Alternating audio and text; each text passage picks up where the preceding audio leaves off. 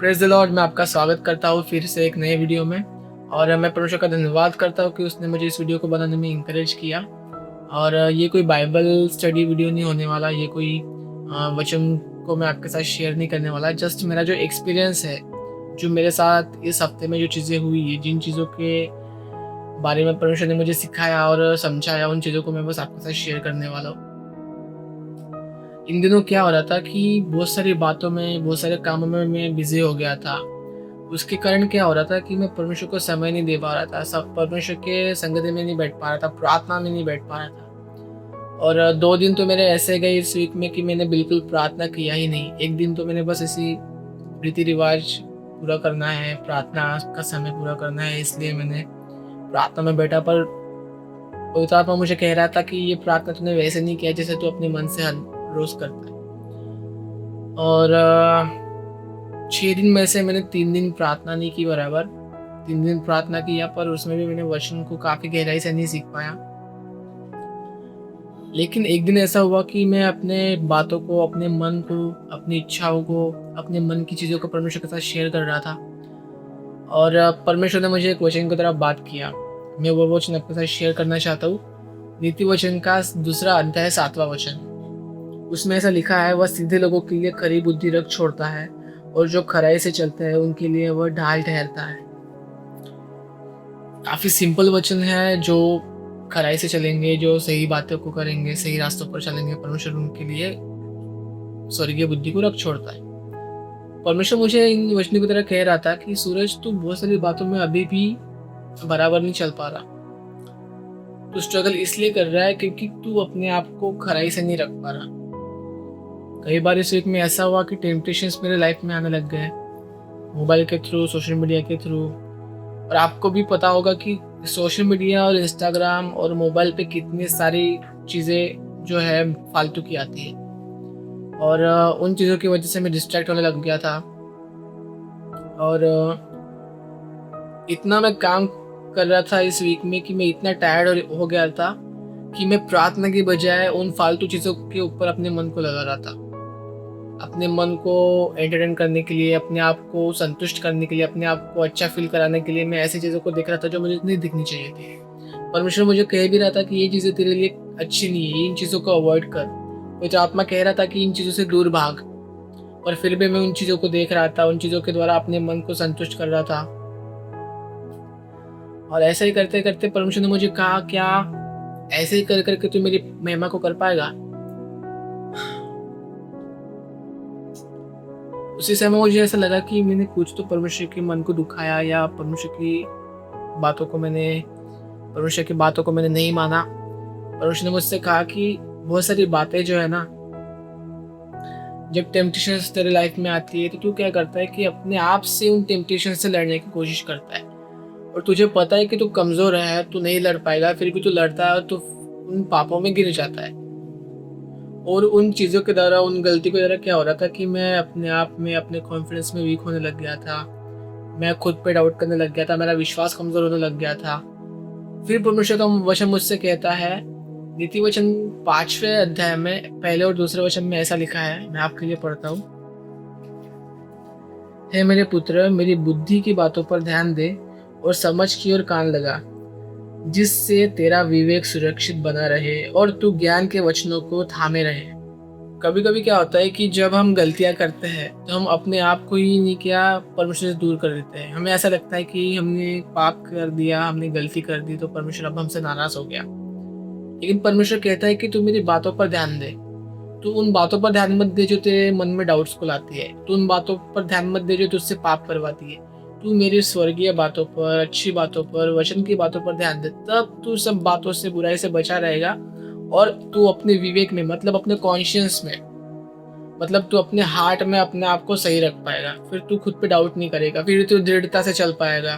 कभी कभी क्या होता है कि जब हम गलतियां करते हैं, जब हम पाप करते हैं, तो क्या होता है कि परमेश्वर हम पे दोष नहीं लगाता, हम खुद पे ही दोष लगाते हैं कि मेरे हाथ से गलती होगी, मैंने ये गड़बड़ी कर दी, मेरे हाथ से ये पाप हो गया, अब परमेश्वर मुझसे नाराज़ हो गया। तो हम खुद ही अपने आप को परमेश्वर से दूर कर लेते हैं। लेकिन परमेश्वर कहता है कि मेरी बातों पर ध्यान लगा। जो सीधा मनुष्य है उसके लिए मैं खरी बुद्धि को रख छोड़ता हूँ। मतलब सीधा मनुष्य कौन है? जो अपने आप को परमेश्वर के करीब ले जाता है, जो अपने मन को परमेश्वर के सामने रखता है। मैं आपको अपना एक पर्सनल एक्सपीरियंस बताता हूँ। जब मैं पापों में था, संसार की बातों में था, अभिलाषाओं में था, व्यभिचार की बातों में था, डिस्ट्रैक्शन में था, बहुत सारी बातों में मैं कंफ्यूज था। एक दिन जब मैं प्रार्थना के लिए बैठा तो सडनली क्या हुआ कि मैं इतना प्रार्थना में लीन हो गया, इतना प्रार्थना के फ्लो में बह गया कि मैं अपने पापों को गिनने लग गया। प्रभु मेरे हाथ से ये गलती हुई, प्रभु मैंने ये पाप किया, प्रभु मैंने इस दिन ये गलती की। मैं डेट के साथ, दिन के साथ, कभी कभी ऐसा हो रहा था कि मैं एक एक चीज़ परमेश्वर को गिन गिन के बता रहा था कि प्रभु ये हुआ, ये गलती हुई, ये पाप हुआ, ये पाप हुआ, ये पाप हुआ। परमेश्वर जस्ट मुझे मेरे मन में ऐसी बातों को डाला कि सूरज, मैंने तो कहा ही नहीं कि तू पापी है। मुझे पता है कि तेरे हाथ से गलती हुई, मुझे पता है कि तू कमजोर है, इसलिए तू बार बार पापों में गिर रहा है। और जैसे ही मैंने इन बातों को समझा और इन बातों को ग्रहण किया परमेश्वर के आत्मा के द्वारा, तब मुझे समझ आया कि हम जब अपने आप को दोषी समझते हैं, जब हम अपने आप में ही खुद को बेकार समझते हैं, जब हमारी आत्मा ही हमें दोषी ठहराती है, तो हम अपने आप परमेश्वर से दूर रहने लगते हैं। इसलिए परमेश्वर कहता है कि समझ की बातों पर ध्यान लगा, तब तेरा विवेक सुरक्षित रहेगा। इसका मतलब विवेक, जो इसका इंग्लिश वर्ड है, वह कॉन्शियस। कॉन्शियस यानी अपनी अंतरात्मा जो होती है, जो हमारी आत्मा होती है, जो हमें, हमारा मन जो होता है हमें कहता है कि तू गलत कर रहा है, तू पाप कर रहा है, लेकिन हम फिर भी उसकी ना सुन के अपनी इच्छा को पूरा करते हैं। तो परमेश्वर मुझे कह रहा था कि जब तू समझ की बातों पर ध्यान लगाएगा, जब तू वचनों पर ध्यान लगाएगा, जब तू आत्मा की बातों पर ध्यान लगाएगा, तब क्या होगा कि तेरा विवेक, तेरा जो मन है अपने आप नया होते जाएगा, अपने आप सुरक्षित होते जाएगा। होते जाएगा मतलब हर एक उन बातों से, डिस्ट्रैक्शन से तू बचा रहेगा जिससे तू पाप में गिर रहा है। बहुत सारे लोग मुझसे रिलेट कर पाएंगे कि जब टेम्पटेशंस हमारे लाइफ में आते हैं, जब कोई डाउट या कोई अभिलाषा हमारे जीवन में आती है और जब हम उससे लड़ते हैं, तो क्या होता है कि जब हम अपने टेम्पटेशन से लड़ते हैं तो हम अपने आप पापों में गिरते हैं। हमें पता ही नहीं होता कि हम कब पापों में गिरे। और जब हम पाप में गिरते हैं, जब हमारे रास्ते से गलती हो जाती है, तब हमें समझ में आता है कि ये चीज़ हमें नहीं करनी चाहिए थी। इसलिए परमेश्वर का वचन कहता है कि वो सीधे लोगों के लिए खरी बुद्धि रख छोड़ता है। खरी बुद्धि जो होती है वो आपको समझाएगी कि क्या सही है, क्या गलत है। खरी बुद्धि जो होगी ना, वो आपको हर एक चीज़ों में गाइड करेगी। स्वर्गीय ज्ञान जो है ना, वो सिर्फ यहाँ तक सीमित नहीं है कि आप अपने कामों में अच्छे हो, अपनी चीज़ों में बढ़ो, संसार की बातों में बढ़ो, पर स्वर्गीय ज्ञान जो है वो आपको आपके लाइफ में, पर्सनल आपकी चीज़ों में भी आपको सहायता करता है।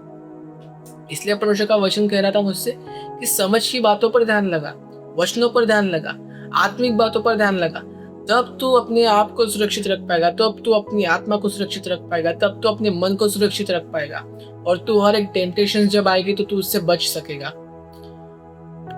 रिसेंटली मैंने कभी पास्टर दिनेश तलरेजा जी की एक वीडियो देखी थी और उन्होंने ऐसा बताया कि परमेश्वर को आप बताओ कि प्रभु, अभिलाषाएं तो हर जगह पे है, टेम्पटेशंस तो हर जगह पे है, मैं कैसे इनसे लड़ूं, कैसे इनसे डील करूं, कैसे इनसे बचूं।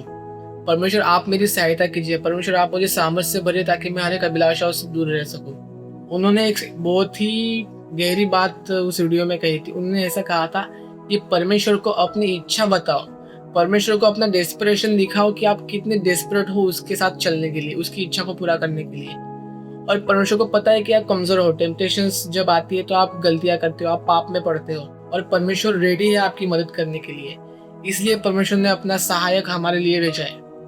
इसलिए परमेश्वर का वचन, अगर आप यूहन्ना का 14 अध्याय और उसका 26 वचन अगर हम पढ़ेंगे, वहां पे ऐसा लिखा है, परंतु सहायक अर्थात पवित्र आत्मा जिसे पिता मेरे नाम से भेजेगा, वह तुम्हें सब बातें सिखाएगा और जो कुछ मैंने तुमसे कही है वह सब तुम्हें स्मरण कराएगा।